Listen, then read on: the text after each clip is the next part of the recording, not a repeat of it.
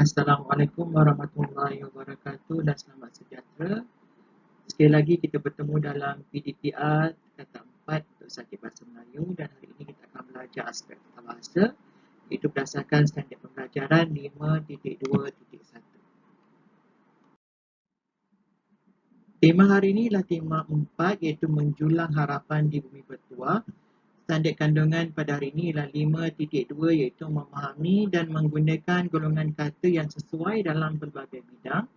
Sementara standard pembelajaran ialah 5.2.1 iaitu mengenal pasti dan menggunakan golongan kata nama dengan betul mengikut konteks. Jadi untuk aspek golongan kata pada hari ini adalah golongan kata nama. Dan objektif kita pada hari ini adalah pertama, murid dapat mengenal pasti dan menyenaraikan golongan kata nama mengikut jenis yang terdapat dalam petikan dialog. Seterusnya, nombor 2, murid dapat membina ayat dengan menggunakan kata nama terpilih dengan betul dan gramatis. Sebagai pengenalan, cikgu akan terangkan semula tentang golongan kata nama. Jadi dalam bahasa Melayu, kata nama ni terbahagi kepada 3 jenis iaitu kata nama khas, kata nama am dan juga kata ganti nama. Seterusnya cikgu akan rincikan apa itu kata nama khas, jenis-jenis kata nama khas. Jadi kata nama khas ni terbagi kepada 2 jenis iaitu kata nama khas hidup. Hidup ni yang ada nyawa, yang boleh membesar kalau untuk benda yang untuk maksud hidup ni Jadi kata nama khas hidup ni terbagi kepada 2 iaitu manusia dan bukan manusia. Dan satu lagi kata nama khas ni adalah kata nama khas yang tidak hidup. Jadi untuk kita pergi pada apa itu contoh kata nama khas hidup untuk manusia. Ini rujuk pada ni maknanya rujuk pada orang lah. Contohnya kita ada nama nama-nama khas contohnya Rahimah, Mahmud ataupun Muhammad. Bagi bukan manusia ini maknanya bukan manusia. Bukan manusia ada kata nama khas hidup bukan manusia contohnya Jibril. Jibril ini rujuk pada malaikat. Tompok nama untuk mungkin kucing kita, untuk haiwan, untuk kucing, kita panggil kucing kita tompok. Ataupun untuk nama-nama tumbuhan, contohnya ananas commusus untuk nama saintifik bagi ananas hijau. Ataupun tamarandus indica untuk pokok asam jawa. Ataupun untuk spesies kucing, contohnya Scottish Fold. Ataupun gelaran kita bagi pada sesuatu haiwan, kita bagi contohnya sang bedal yang merujuk kepada buaya. Jadi ini ialah kata nama khas hidup bukan manusia. Seterusnya ialah kata nama khas tidak hidup. Maknanya benda-benda yang bukan, yang tak hidup. Tapi kata nama khas. Contohnya untuk kepada bangsa, contohnya bangsa Melayu. Jalur gemilang untuk rujuk kepada bendera Malaysia. Proton Saga untuk rujuk kepada jenama kereta nasional Malaysia. Universiti Putra Malaysia untuk rujuk kepada universiti ataupun institusi.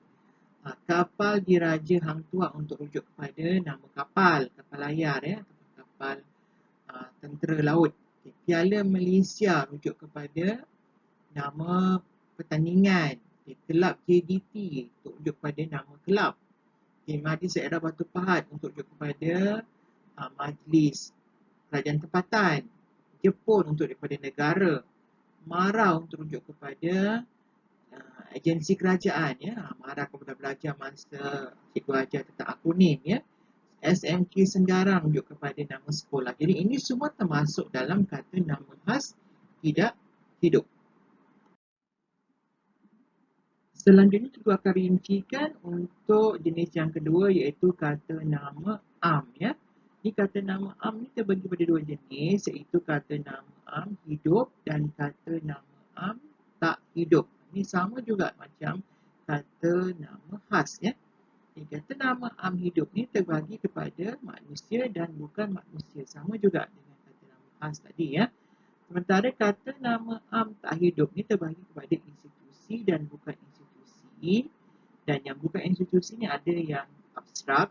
Abstrak maksudnya yang tak boleh nampak. Dia konsep.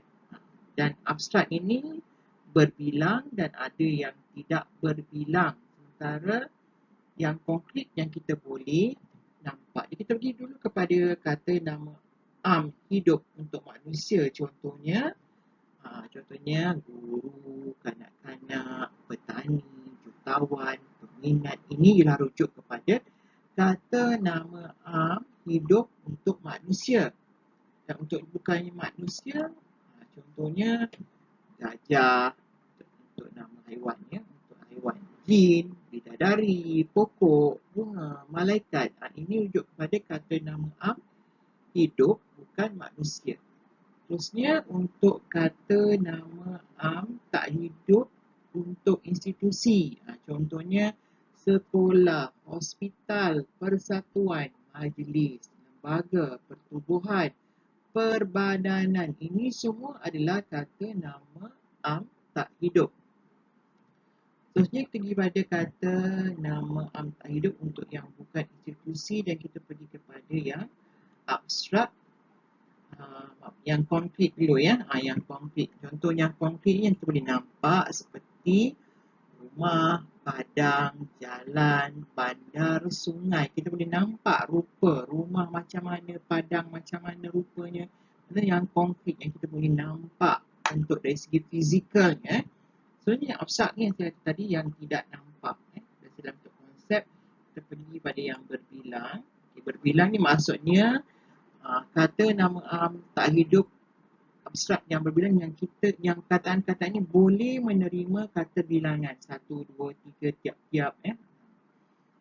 Contohnya senyuman, rancangan, program, perniagaan, gangguan. Ini semua ialah kata abstrak yang kita tak boleh nampak secara fizikal tapi secara abstrak saja dan boleh terima kata bilangan. Contohnya suatu senyuman kan, satu rancangan, tiap-tiap program. Itu semua adalah kata nama bukan institusi yang abstrak berbilang yang kita boleh terima kata bilangan. Sementara bagi yang tidak berbilang ialah yang tidak boleh terima kata bilangan. Contohnya macam angin, iklim, kecantikan, kesungguhan, angkasa, semangat, keriangan. Ini bukan contoh-contoh kata nama tak hidup, bukan institusi abstrak dan tidak berbilang.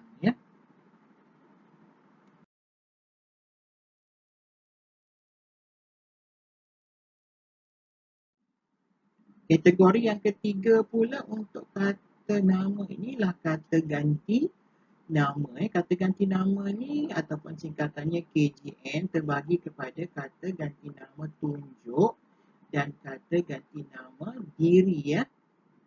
Bagi kata ganti nama ditunjuk ni ada yang umum dan ada yang tunjuk untuk tempat. Jadi untuk yang umum ini contohnya ialah ini, itu. Ini umum ya. Ini, itu, ni umum. Tunjuk untuk umum saja. Untuk tempat pula, contohnya sana, sini, situ, nun. Ini rujuk kepada kata tunjuk untuk tempat. Seterusnya kita kepada kata ganti nama diri untuk tanya. Mana kata ganti nama diri tanya ialah kata-kata tanya yang rujuk kepada kata nama. Contohnya ialah siapa. Bila kita nak tanya bagi ganti nama untuk orang. Untuk orang nak tanya tentang orang, kita akan gunakan siapa. Apa untuk benda atau perkara dan mana untuk rujuk kepada tempat. Jadi siapa, apa, mana inilah kata ganti nama diri tanya. Untuk bertanya kita akan gunakan kata ganti nama diri tanya ini. Jadi dan untuk yang orang kita ada kata ganti nama diri orang pertama, orang kedua dan orang ketiga. Mana kalau orang pertama ialah rujuk pada orang yang bercakap. Orang yang bercakap tu kita akan gunakan kata ganti nama diri orang pertama. Contohnya saya, aku, beta, patik, kami. Kalau yang kami, kita ni yang jamak lah, yang ramai. Kalau seorang ni contohnya saya, aku, beta, patik dan hamba. Jadi hamba ni biasanya dalam bahasa klasik lah. Hamba nak ke sana. Maksudnya hamba ni orang yang ditawan dan jadi tanpa dibuat kerja tanpa apa-apa itulah. Bukan Ini hamba makna rujuk pada diri. Jadi ini yang pertama ni, orang yang bercakap itu kita kategorikan ni sebagai kata ganti nama diri orang pertama. Ingat, orang yang bercakap. Kamu yang bercakap ni kamu boleh gunakan saya ke, aku ke, beta ke, kalau kamu raja lah. Patih ni untuk rakyat. Hamba ni kalau untuk bercakap dengan kawan-kawan setara. Yang kedua pula, kata ganti nama diri orang kedua ialah orang yang dilawan cakap dalam perbualan. Biasa bila kita rujuk pada orang yang kita lawan cakap tu, kita akan gunakan contohnya kamu, awak, anda, kau, saudara, engkau, tuan hamba.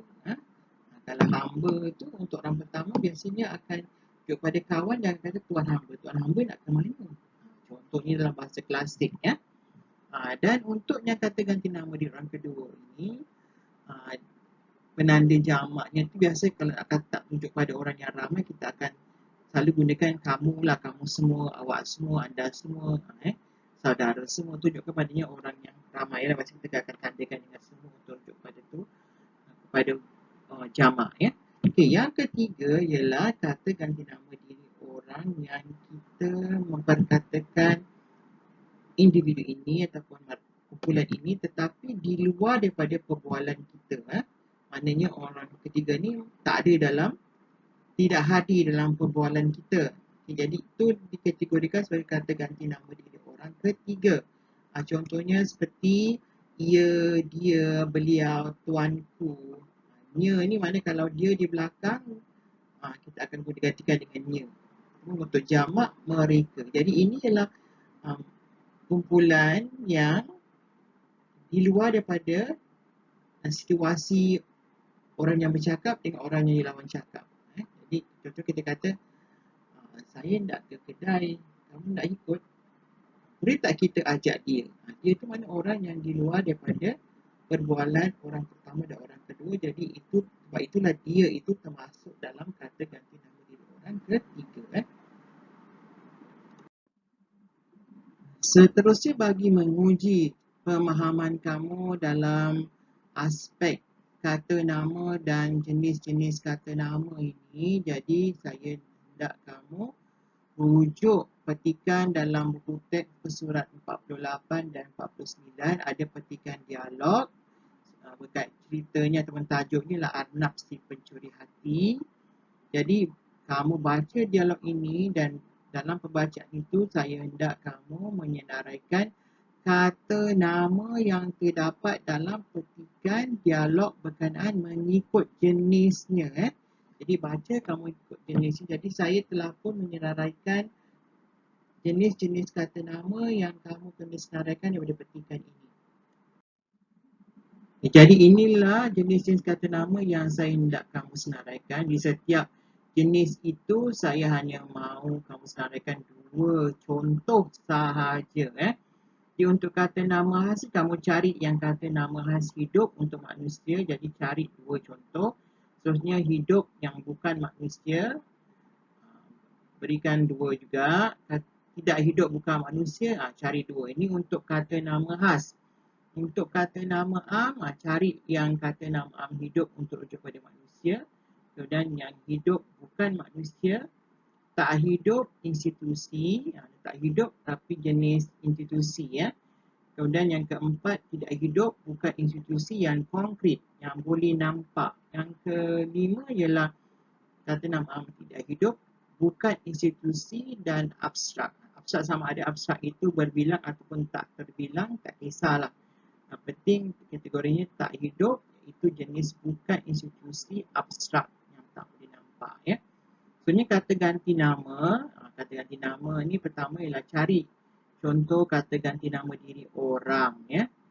Tak kira orang pertama ke, diri orang kedua ke, orang ketiga, tak kisah. Yang penting kategorinya kata ganti nama diri orang. Yang kedua, kata ganti nama diri tanya.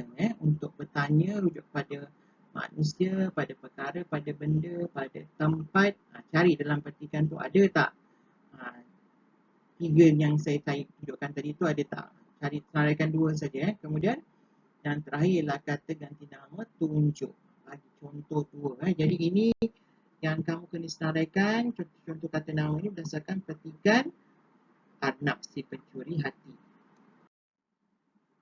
Setelah kamu selesaikan tugasan untuk aktiviti yang pertama, kamu jawab tugasan aktiviti kedua. Jadi untuk aktiviti kedua ni lah soalan format SPM ya, untuk bahagian morfologi ataupun berkaitan dengan kata. Ini soalannya lah baca petikan di bawah dengan teliti dan senaraikan. Jadi senaraikan kata nama yang saya nak kamu senaraikan ialah dua kata nama am hidup manusia. Kata nama am hidup manusia dan dua kata nama am tak hidup bukan institusi dan konkret.